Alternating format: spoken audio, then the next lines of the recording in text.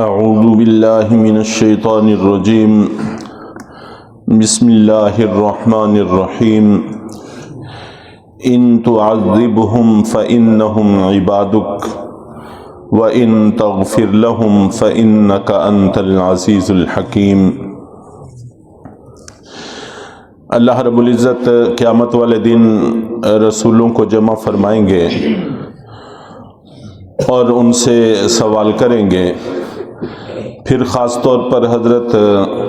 عیسیٰ علیہ السلام سے سوال ہوں گے اور ان پر ہونے والے انعامات کا تذکرہ ہوگا،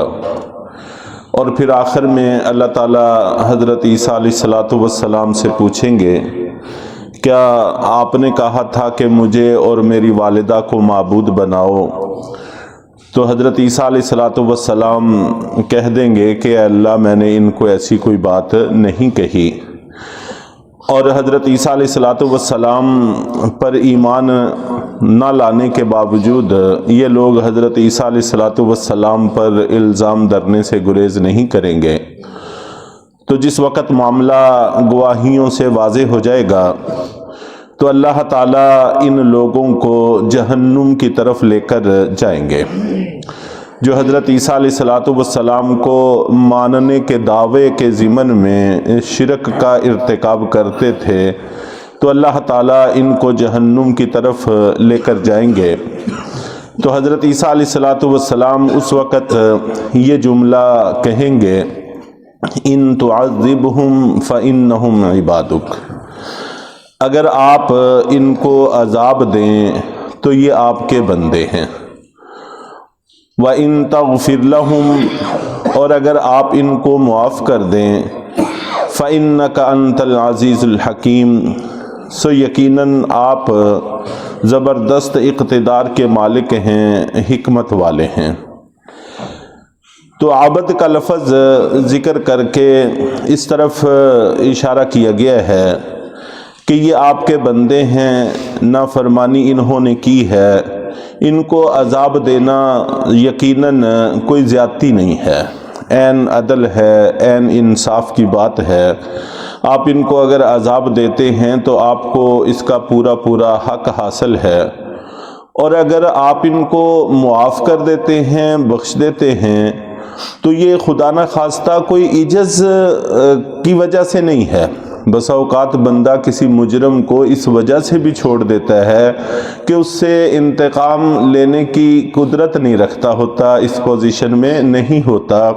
تو اے رب آپ کے بارے میں ایسی بھی کوئی بات نہیں ہے۔ آپ عذاب دیں، عدل کا تقاضا ہے،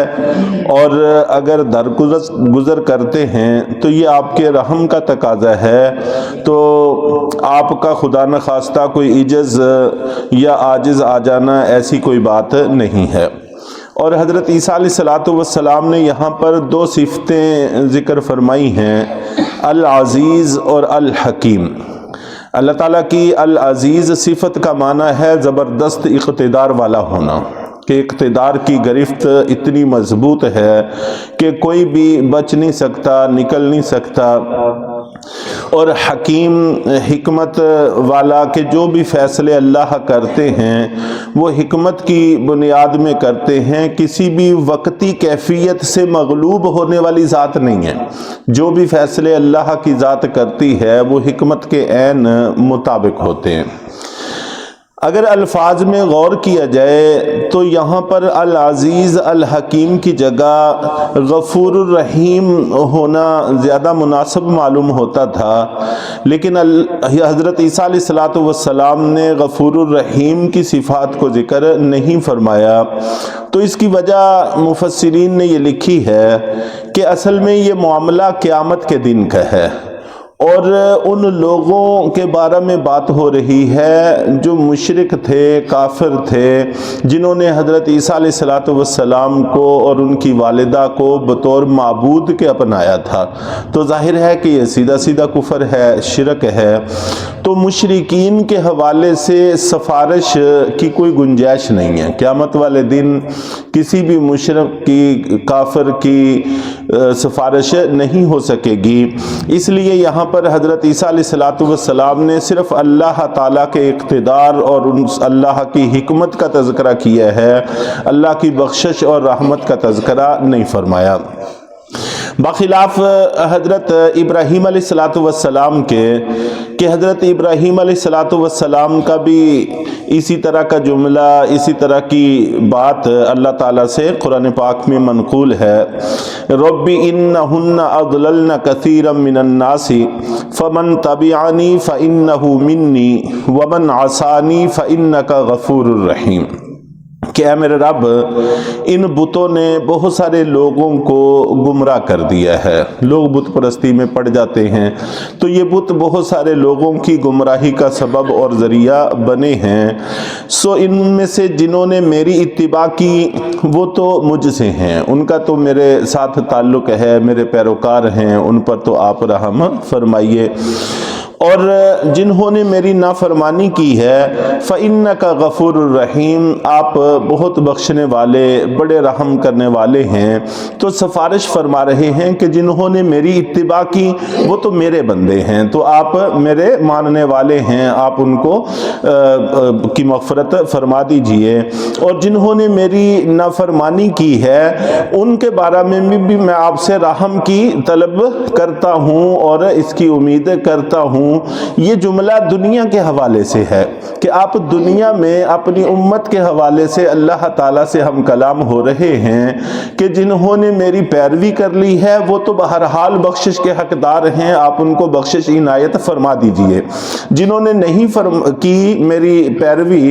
ان کے بارے میں بھی آپ سے درخواست ہے کہ آپ بخشنے والے ہیں، رحم کرنے والے ہیں، ان کو ہدایت عطا فرما کر میری پیروی پر لگا دیجئے تاکہ ان کو بھی بخشش نصیب ہو سکے۔ تو یہاں پر موقع کے تقاضے کے مطابق حضرت ابراہیم علیہ السلام نے غفور الرحیم کے لفظ استعمال کیے ہیں، اور چونکہ حضرت عیسیٰ علیہ السلام نے آخرت میں قیامت میں کلام کیا ہے تو قیامت والے دن کافروں کی بخشش اور ان کی نجات کی کوئی بھی سبیل موجود نہیں ہوگی، اس لیے وہاں پر عزیز اور حکیم کی صفات کا تذکرہ کیا ہے۔ حضرت ابو ذر غفاری رضی اللہ تعالی عنہ نقل کرتے ہیں کہ ایک مرتبہ اللہ کے نبی صلی اللہ علیہ وسلم نے پوری رات نماز پڑھتے ہوئے یہی آیت تلاوت کی، ان تعذبہم فانہم عبادک وان تغفر لہم فانک انت العزیز الحکیم۔ تو پوری رات یہی آیت پڑھتے رہے، تو صبح کو میں نے عرض کیا کہ اللہ کے رسول آپ نے تو ساری رات ایک ہی آیت میں گزار دی، قیام میں بھی یہی پڑھتے رہے، رکوع میں بھی یہی پڑھتے رہے، سجدے میں بھی یہی پڑھتے رہے۔ تو اللہ کے نبی صلی اللہ علیہ وسلم نے فرمایا کہ ابو ذر، میں نے اللہ تعالیٰ سے درخواست کی تھی کہ قیامت والے دن مجھے سفارش کا، شفاعت کا حق عنایت فرما دیجئے میری امت کے بارے میں، تو وہ مجھے عطا کر دی گئی ہے،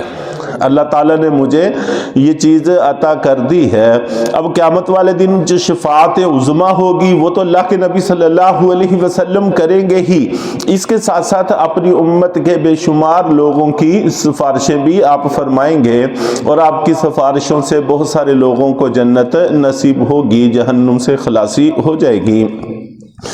اور ایک روایت میں یہ بھی ہے کہ اللہ کے نبی صلی اللہ علیہ وسلم نے یہی آیت تلاوت کی، اور تلاوت کرنے کے بعد پھر آسمان کی طرف ہاتھ اٹھائے اور دعا کرتے ہوئے رونے لگے۔ تو اللہ رب العزت نے جبریل علیہ السلام کو بھیجا اور کہا کہ جاؤ جا کر پوچھو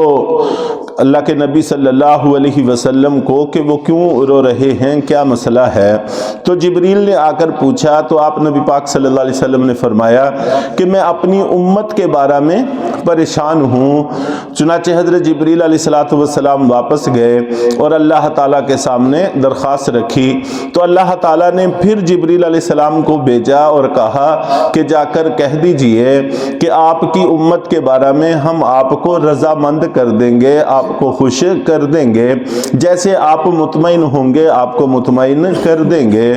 تو اللہ کے نبی صلی اللہ علیہ وسلم یہ آیت پڑھنے کے بعد